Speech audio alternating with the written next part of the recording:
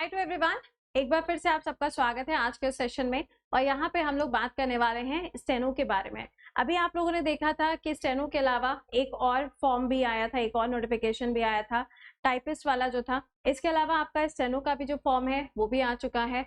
और अभी इसके बीच में अगर देखा जाए, यानी कि जो पूरा कैलेंडर एसएससी ने रिलीज किया था, उस कैलेंडर के हिसाब से देखा जाएगा तो सीजीएल और सीएचएसएल का नोटिफिकेशन पहले आना था, उसके बाद में आपको स्टेनो का नोटिफिकेशन दिखना था। बट यहाँ पे कहानी में एसएससी ने थोड़ा सा ट्विस्ट किया और ट्विस्ट के साथ में इन्होंने स्टेनो का नोटिफिकेशन जारी कर दिया। अब स्टेनो का नोटिफिकेशन आया है जिसके अंदर आप नंबर ऑफ वैकेंसीज देखोगे तो कोई बहुत ज्यादा वैकेंसीज नहीं है, बट हाँ हमें तो एक ही सीट के लिए तैयारी करनी है। तो आपके लिए जो यहाँ पे सबसे बेस्ट चीज है वो ये है कि इसमें मैथ्स के उतने ज्यादा स्टैंडर्ड टाइप के क्वेश्चंस आपको देखने को नहीं मिलेंगे। तो क्या इसमें मैथ्स आती है कि नहीं आती है, इसका सिलेबस क्या होता है, सेक्शनल टाइमिंग जो स्टार्ट हुई है उसमें कितने कितने मिनट्स का डिवीजन है, आइए उसको जरा सा देख लेते हैं। सबसे पहली चीज, अगर हम यहाँ पे सिलेबस की बात करें, जो आपका सिलेबस है उस सिलेबस में आप देखोगे तो आपको रीजनिंग मिलेगी, जीए मिलेगा एंड इंग्लिश का पार्ट रहेगा। ये जो रीजनिंग वाला पार्ट है ना, ये आपका एप्टीट्यूड टेस्ट है।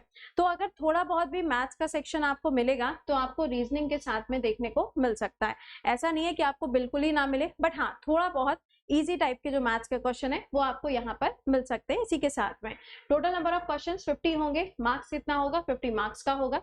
जीए की अगर हम बात करें तो जीए के अंदर आपका जीके भी आएगा, जीएस भी आएगा, करंट अफेयर्स भी आएगा, तीनों का कॉम्बिनेशन आपको इसके अंदर मिलेगा। नंबर ऑफ क्वेश्चंस 50 होंगे, मार्क्स भी आपके 50 हो जाएंगे।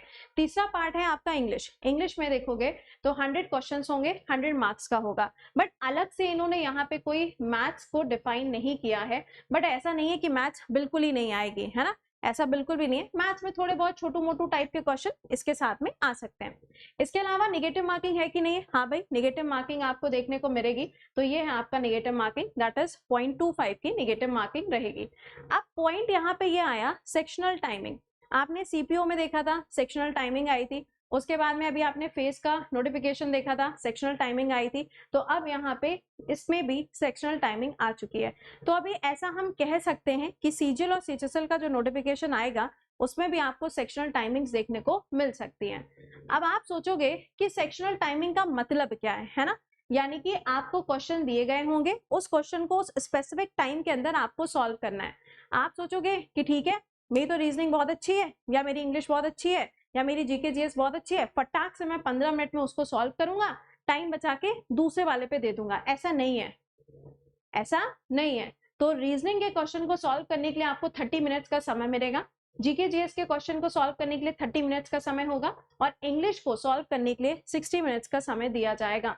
आप देखेंगे तो प्रॉपर यहाँ पे जो टाइम यहाँ पे दिया जा रहा है, इस टाइम का यहाँ पे डिविजन किया गया है, ये आपको यहाँ पर दिखाई दे रहा होगा, है ना। तो यहाँ पर इस चीज को ध्यान रखिएगा कि अब इसमें क्या है, सेक्शनल टाइमिंग कर दी गई है। ये सेक्शनल टाइमिंग पहले आप देखोगे तो 2 घंटे की अप्रॉक्स यहाँ पर पूरा टाइम था, बट इन्होंने इसको क्या किया है, डिवाइड कर दिया है। ठीक है, तो यहाँ पर ध्यान रखिएगा कि पहले 2 घंटे का टाइम था, अभी 30 मिनट्स एंड 60 मिनट्स में डिवीजन कर दिया गया। लेकिन अगर हम सिलेबस की बात करें तो क्या सिलेबस के अंदर कोई चेंजेस हैं?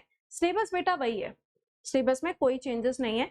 जैसे आप रीजनिंग की एप्टीट्यूड टेस्ट की बात करोगे तो उसमें बेसिक टाइप के आपके मैथ्स के क्वेश्चन हो जाएंगे, बाकी आपका ब्लड रिलेशन है, वो पेपर फोल्ड वाले जो क्वेश्चन हैं वो आते हैं, मिरर वाले क्वेश्चन आते हैं, सिटिंग अरेंजमेंट आता है, कोडिंग आती है, तो वो सारा का सारा सेम है, उसमें कोई भी चेंजेस नहीं है। इसी तरीके से आपका इंग्लिश का भी सेम सेक्शन होता है, वो कैप का पार्ट होगा, आपका पैरा वगैरह होंगे, सारी चीजें वैसी होंगी। अगर हम जीके जीएस की बात करें, अगर हम जीके जीएस की बात करें तो मैंने आपको हमेशा बोला है, एसएससी का कोई भी एग्जाम देने जाओगे आजकल इस पार्ट पे आपका स्टैटिक टाइप के क्वेश्चंस पूछे जाते हैं। Static type in the sense जो करंट अफेयर्स में चल रहा है उसी से वो जीके बनाएगा, उसी से वो जीएस को भी फॉर्म करेगा। टॉपिक्स वही सेम है, टॉपिक्स में कोई चेंजेस नहीं है। तुम्हारा करंट अफेयर्स 2 साल का आएगा, इसके अलावा म्यूजिक से आएगा, आर्ट एंड कल्चर से क्वेश्चंस आपसे पूछे जाएंगे, स्पोर्ट्स के पास से क्वेश्चन आपसे पूछे जाएंगे, साइंस एंड टेक से क्वेश्चन आएगा, जैसे कि कौन सी आईएनएस है, कौन सा अभी स्पेस मिशन गया है, वो सब आपका इसके अंदर आएगा। इसके अलावा जो विजिट्स वगैरह होती हैं या जो समिट्स वगैरह होती हैं, यहाँ से क्वेश्चन आपसे पूछा जाएगा। इंडिया कौन कौन सी समिट्स को होस्ट करेगा वो क्वेश्चन पूछ सकता है, और इंडिया स्पोर्ट्स के सेगमेंट में कौन कौन से इवेंट को होस्ट कर रहा है, इस टाइप के क्वेश्चंस आपको देखने को मिलेंगे। तो यहाँ पे घुमा फिरा के सिनेरियो वही है, हमें पढ़ना वही है, लेकिन जो सबसे इंपॉर्टेंट चीज है वो है आपकी स्पीड। मैंने आपको हमेशा करंट के क्लास में यही बोला है कि बेटा स्पीडली पढ़ो, स्पीडली पढ़ो। मैं नहीं पढ़ूंगा स्पीडली, आप स्लो पढ़ाओ, वरना मैं देख लूंगा किसी दूसरे एजुकेटर को। देख लो भाई।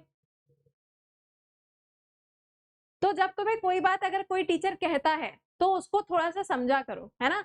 और अपना तो देखो भाई सीधा सीधा सेटिंग है, राइट। तो यहाँ पे देखो फाइनली सेक्शनल टाइमिंग तो आपको मिल रही है। अब सीजीएल और सीएचएसएल में भी अगर ये चीज हो गई है ना, अगर हो गई तो प्रॉब्लम ज्यादा आएगी। समय बहुत ज्यादा बचा नहीं है, तो अभी भी आप जो अपनी पढ़ाई कर रहे हो, अभी भी अगर मान लो 2 से 3 महीने का समय, तो आप उस लिमिट तक तो पहुंच ही सकते हो। भले ही आप उतने टाइम में पूरा पूरा पेपर सॉल्व ना कर पाओ, बट काफी हद तक आप इतना सॉल्व कर लोगे कि आपका पेपर क्रैक हो जाए। तो अभी भी वक्त है, एटलीस्ट थोड़ा सा अपने आप को बूस्टअप करिए, अपनी स्पीड के ऊपर, एक्यूरेसी के ऊपर काम करना स्टार्ट करिए, बहुत ज्यादा जरूरी है। तो आप मुझे कमेंट में लिख के बताइएगा कि भाई कौन कौन ऐसे हैं जो स्टेनो के फॉर्म को फिलअप कर रहे हैं। समय रहते फिलअप कर लीजिएगा, फॉर्म फिलिंग स्टार्ट हो ही चुकी है, तो अपने फॉर्म को फिलअप करिए। तब तक आपका सीजीएल भी आएगा, सीएचएसएल भी आएगा, उसमें भी देखा जाएगा कि उसके अंदर क्या क्या चेंजेस हुए हैं। तो ये तो था छोटा सा इंट्रोडक्शन आपके लिए कि किस हिसाब से टाइमिंग्स को यहाँ पे डिवाइड किया गया है। सो होपिंग फॉर द बेस्ट, अच्छे से तैयारी करिए and wish you a very good luck.